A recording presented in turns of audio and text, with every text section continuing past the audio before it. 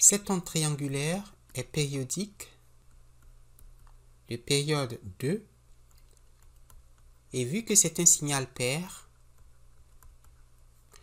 tous les coefficients BK sont nuls. Nous n'allons donc calculer que les coefficients AK et la constante C0.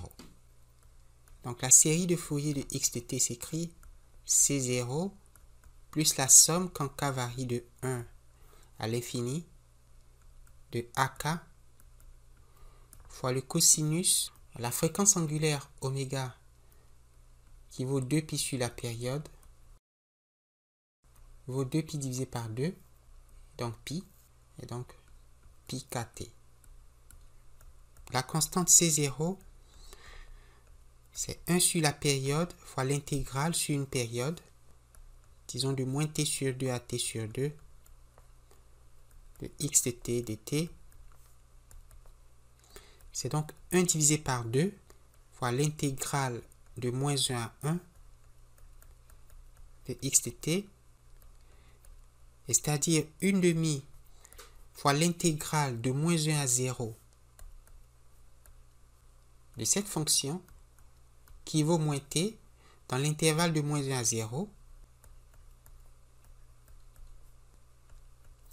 plus l'intégrale de 0 à 1 de cette fonction qui vaut t dans l'intervalle de 0 à 1. Cette somme est aussi 2 fois l'intégrale de 0 à 1 de t dt, comme on l'a vu en vertu de la parité de la fonction x. L'aire sous la courbe de la fonction x de t dans la partie négative coïncide avec l'aire sous la courbe de la fonction x de t dans la partie positive. Ces deux surfaces sont égales. C'est donc l'intégrale de 0 à 1 de t dt. Et comme une primitive de t, c'est t carré sur 2, alors la constante C0 vaut 1 au carré sur 2 moins 0 au carré sur 2, soit 1/2. Alors pour les coefficients AK, donc 2 sur 2 fois l'intégrale de moins t sur 2 à t sur 2, donc de moins 1 à 1, de x de t fois le cosinus de k pi t dt. Or, les fonctions x et cosinus sont paires. Ce produit de fonctions est donc pair et AK vaut donc 2 fois l'intégrale de 0 à 1 de la fonction x de t dans l'intervalle de 0 à 1. Or, cette fonction x de t vaut t. Et il faut faire une intégration par partie. Et si on le fait, on trouvera que AK vaut moins 4 sur k carré pi carré pour les entiers k impairs. Donc pour k égale à 1, 3, 5, 7, 9. AK est nul pour les entiers pairs et non nul pour les entiers impairs. On peut donc écrire la série de Fourier de ce signal triangulaire comme 1/2 plus la somme. Au lieu de faire varier k de 1 à l'infini, on va prendre k de 0 à l'infini. Vu que les coefficients non nuls de la série de Fourier sont ceux qui correspondent aux entiers impairs, on peut écrire moins 4 divisé par, pas k carré pi carré, mais 2k plus 1 carré pi carré. N'est-ce pas? En effet, quand k vaut 0, 2k plus 1 vaut 1. Quand k vaut 1, 2k plus 1 vaut 3. Quand k vaut 2, 2k plus 1 vaut 5. 2k plus 1 est donc, lorsque k varie de 0 à l'infini, l'expression la plus générale des entiers impairs. Et qu'il faut multiplier par le cosinus de pi fois 2k plus 1t. N'est-ce pas? Pi fois 2k plus 1t. Alors, je vais le réécrire. 1/2 plus la somme quand k varie de 0 à l'infini de moins 4 divisé par 2k plus 1 au carré pi au carré fois le cosinus de 2k plus 1 pi fois t.